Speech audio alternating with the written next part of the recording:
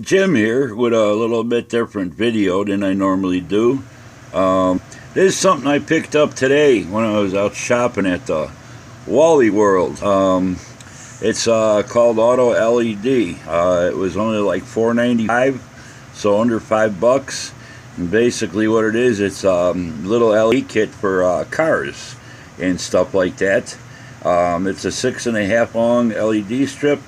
It's powered by USB, which is 5 volts power output. It's got a 3M adhesive back. It's got 16 colors, operates via remote control. It says on there for dashboards, door panels, floor guards, and more. So I thought it'd be something cool since it was so cheap. Pick it up and try it out. You know, you can use it maybe to light a model base if you want some different kind of effects and everything. But anyway, let's take a quick look at it. I got it hooked up to my phone plug-in charger, which is a 5 volt power output. So this is going to run right just perfectly. Comes remote. You got your little receiver deal right there, and the cord wired up. It does have segments where you can cut this down to length. I imagine I don't know. It doesn't really say on the anywhere on the packaging if you cut them in threes, but I'm going to take it. If you want to cut it down, you have to go 3 at a time, just like you do with normal LED tape. So anyway, we're going to give this a crack, and that's just basically white. You can dim it down. You can brighten it up. You got your colors, red, and then it goes down the line on the remote. You got different variants, so it turns more like a yellowish kind of red, sorta. You got more like a green color red. It's more of an orange. Then you got your supposed to be yellow, I guess. Then you got your blue tones.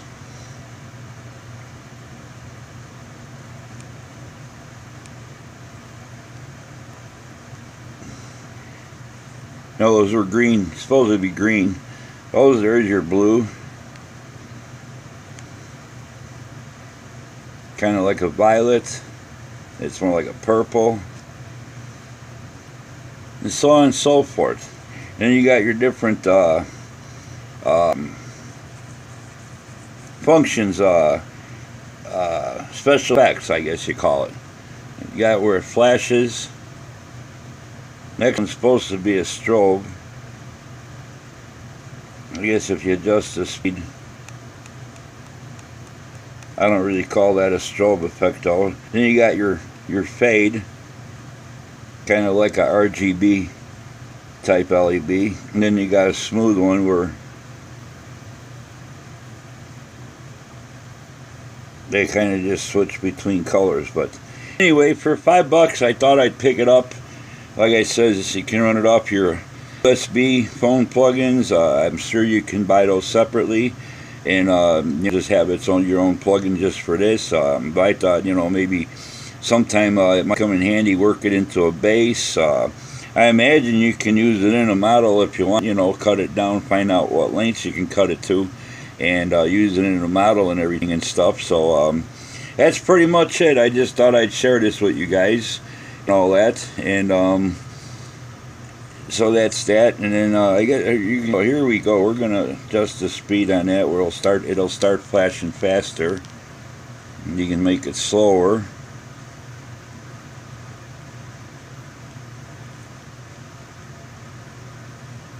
So we're gonna shut that off now.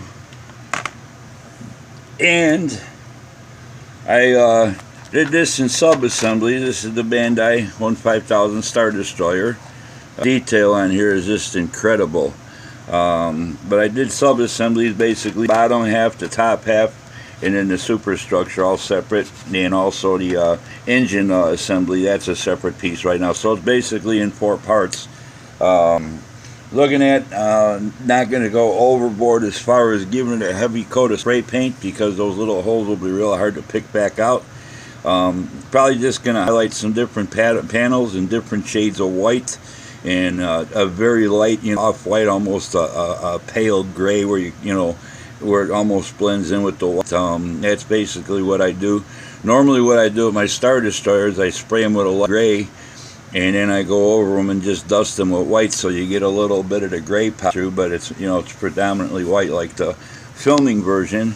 But due to the fact that this one's got all those tiny holes, I imagine I could take a straight pin and run them back. But I'll tell you what, there's more holes in here than most of us drilled in the Revell building place Star Destroyers, or the Revell Zvezda ones probably. I'm figuring at least 1,500 holes in this thing. I mean, they're all over the place, and they're so tiny. But anyway, the funny thing, if you go back when they had the first video on this kit coming out back, and they had the two Japanese, I guess they were executives from Bandai talking about it. Figuring the way I described on the print on the box about this being a massive kit, and the way they talked in that video, they had subtitles underneath their talking. They were calling this a massive kit. I'm pretty much almost willing to bet that this will be the largest size Star Destroyer that Bandai does. I'm figuring they're going to call this their big one, and little box kit's going to be their small one. But it's just the way they describe it, as this being massive. I don't really call this massive, you know, but also I could see this being their largest offering, because I'm figuring anything bigger than this, if it was like double size, I'm figuring, you know, $300-400. I know there's people out there that opt for it, but I don't think they're looking to, you know, extend the market to the point where they're putting out kits that they know they can't sell as easily as something like this. Just the way everything's worded, and in that first introductory video when they were showing like in a little showroom atmosphere, and the way they were putting the subtitles, I'm really taking it, since they're calling it a massive kit, well-detailed massive kit, I'm taking it this is going to be their largest offering. So I know they did the Millennium Falcon, but I'll tell you what, there's a lot less high-end. I mean, there's a lot of high-end detail, but there's a lot less mold work, something like that, than there is for something like this, especially on a larger scale. So, but anyway, that's where I'm at. I'm not in no hurry to get this done. I'm using the internal parts as far as for the lighting, but I want to add some other lighting effects to it and stuff. So I got to see how I'm gonna go about working those in and everything. I want to try to get that floodlight effect, how they got it in like about 4 different areas on the side trenches.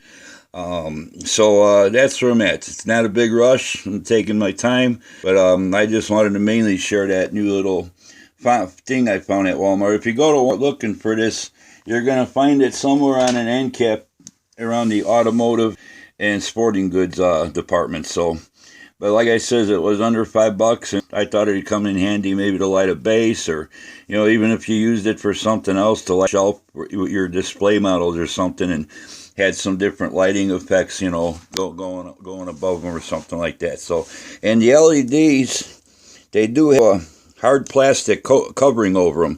You know, it does. I don't. They're waterproof, but they're protected by a hard plastic covering. It's like a soft rubbery vinyl almost, but you know, that way you don't damage the LEDs themselves. There's like 4 little tiny SMDs in each little cluster. So anyway, until the next time, you guys have a good one.